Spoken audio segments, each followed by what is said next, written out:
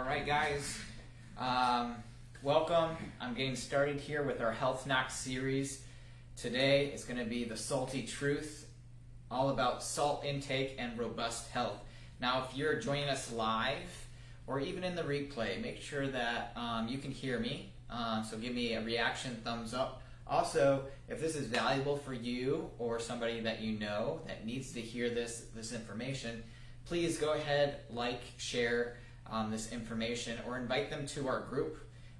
It's the Your Extraordinary Life West Knoxville Facebook group. They don't have to be in Tennessee or Knoxville, but we would love them to, because our drive is to make West Knoxville the healthiest community in Tennessee.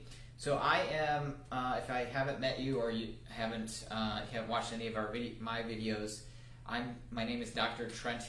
I am a corrective chiropractor here at Restoration Chiropractic in West Knoxville, Tennessee, and also a certified wellness lifestyle practitioner, one, if not the only that I know of, that's in our county or here in Knoxville. So if you are here, you're probably curious about salt, because salt in general, I think, has been vilified just like fat has over the last 50 years. So let's talk a little bit and get into it. Essentially, salt is essential for life. It is a critical nutrient for you, for your cells, for your health, especially if you want robust and extraordinary health. There's a thing in your body called the sodium-potassium pump.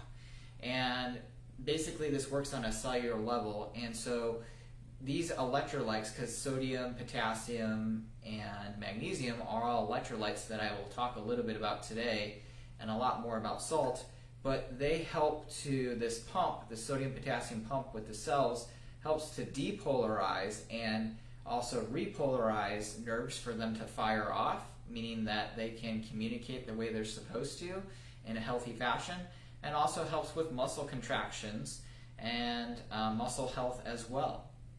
So, if you're joining us live or in the replay, go ahead and let us know that you're there, and also give us a reaction. So, continuing on, think of electrolytes like a big battery, right? And so it's all about conductivity. And in order for sodium and electrolytes to be utilized, because let's go back to what they're important for. They're important for producing and moving energy around in your body. And so if you think of electrolytes like a big battery, conductivity, if the balance isn't right with that battery, then the body can't effectively use the energy that you get from foods, or even use the energy that you already have in your body, let's say, to pull it from a storage of fat or whatever, and then try to utilize it for the best means possible given your circumstance of the environment that you're a part of or situation. So let's talk about and jump into how much salt, because that's probably on your mind, right? Everybody wants to know how much salt do you need. And so the optimal salt intake used to previously be thought of about 1 gram per day, which is about a 1/4 teaspoon of salt, and this is not table salt. And this is what I want to really define for you. Table salt is a salt that you want to stay away from, because it's been bleached and it's devoid, or it is loss of its nutrient values. So, and I'll talk about some sources that you can use and some action steps towards the end of this, so stick with me. But it used to be previously thought that about 1 gram or a 1/4 teaspoon is what we needed. And the new research and evidence that kind of comes out is we're now saying that it's around 2.3 grams, or about half a teaspoon. And the typical American, based off of evidence and research, is taking in about 3.4 grams per day. So that's about a full teaspoon, and typically that's from processed foods and not necessarily from the quality sources that you would like for robust health.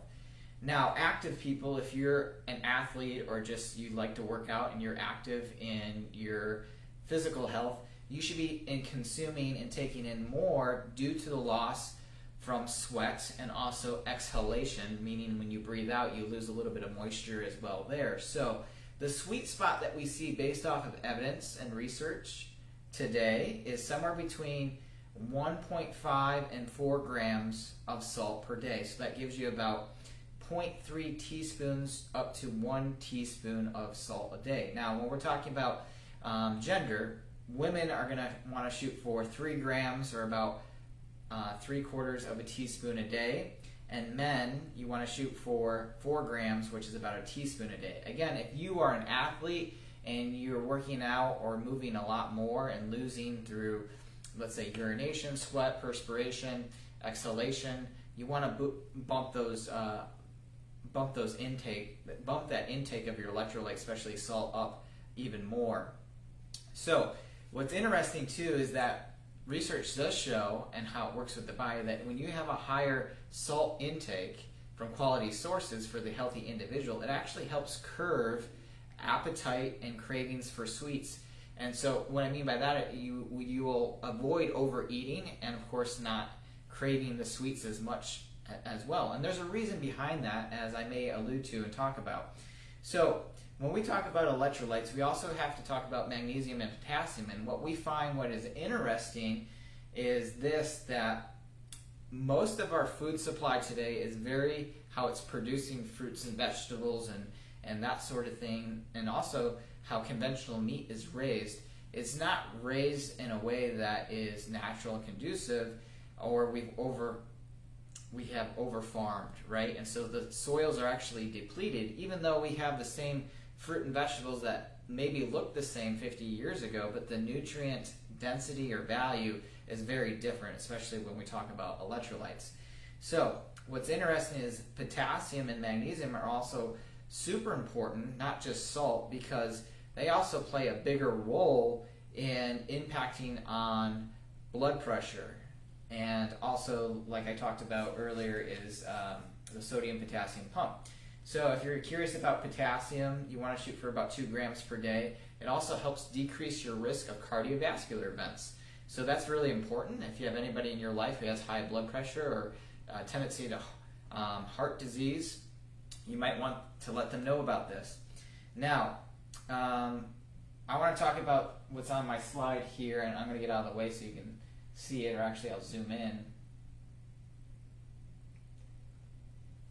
But when you take a look at a cell, this is every cell in your body, you have trillions of them, there's like a key and a lock situation. So one of the reasons I want to talk about this is because it helps you kind of visually see that when we talk about a high intake, for most people and Americans, they're taking in a high intake of processed carbohydrates and sugars.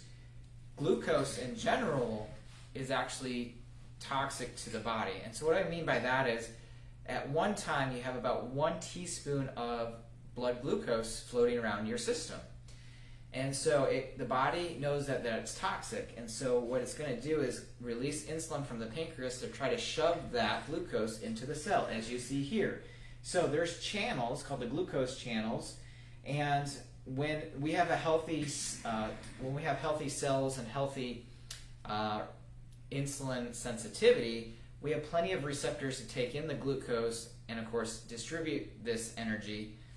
And when we're not, so we're eating a diet that's promoting insulin release or blood glucose spikes and staying high, and also we're low in sodium or electrolytes, it actually creates stress for the body, because glucose is stressful, and whenever we talk about stress, we're talking about it creates a deficiency or toxicity. So if somebody is taking in low sodium intake or electrolytes, they are deficient by fault. That creates stress. That actually stimulates the sympathetic nervous system, which is your stress response nervous system.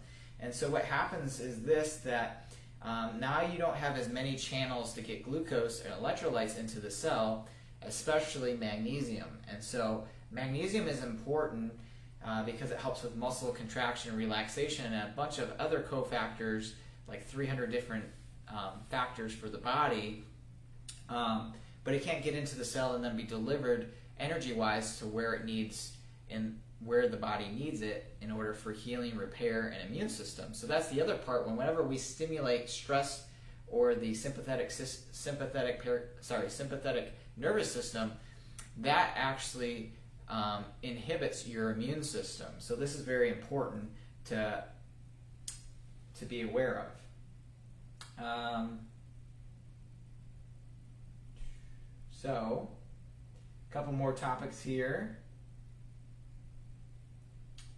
is when we have chronic high insulin. So again, foods that are producing spikes in glucose, blood glucose, or you're deficient in electrolytes or salt, again, you're going to expel those things out through the urine and perspiration and actually not absorb it into the cell and then get delivered to the rest of the body.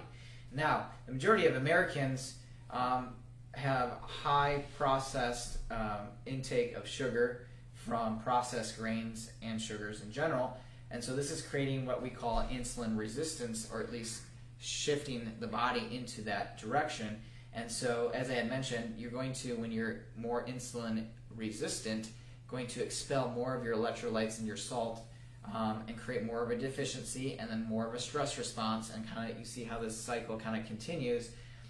And what's interesting is that that effect has a big impact on blood pressure, cardiovascular events, and of course creates more of an insulin problem. And so whenever we talk about stress, we're talking about cortisol or hormone, stress hormone. And so whenever you are stressed, then that creates this cycle and you're releasing.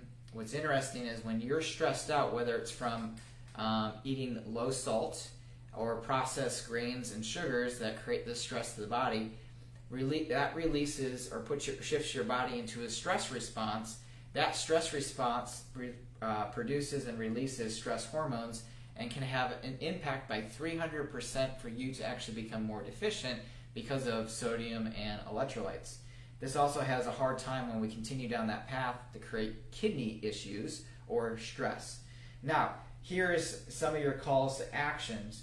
One, as far upstream as we can go, we want to decrease our grain intake and also our sugar intake, because if you don't do those things and you take in more electrolytes or supplementation, you're actually not helping the case, because again, you're spiking insulin, creating that stress response. These receptors around the cells start to shut down and you have limited availability for the glucose and the electrolytes to actually get into the cell. So the main thing here is you really want to focus on call to action here, or action plans, is to change your nutritional habits. So minimize the grains and the sugars.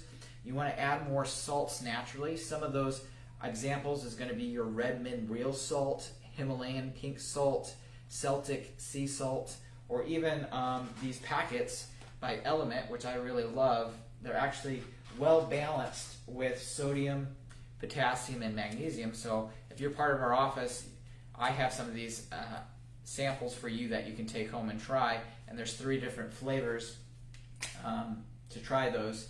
And then also manage your mental emotional stress, because emotional stress may be a little bit different of a stimulator in terms of physical, mental, emotional, right? But we're also talking about chemical here, right? And how the body and biochemistry works. But emotional stress is no different. It elicits the same stress response pathway. And so when you are creating stress for the body, it's creating this whole problem, which is potential insulin resistance. And of course, you're not absorbing your electrolytes into the cell the way that they're designed. And then also move more. So that's a stress reduction pathway, is more movement. And so when you have more movement, don't forget to increase also your electrolytes and salt intake. If you have any questions, go ahead, put your comments below, whether it's the live or the replay. And remember, until next time, when it comes to your health, you're worth it.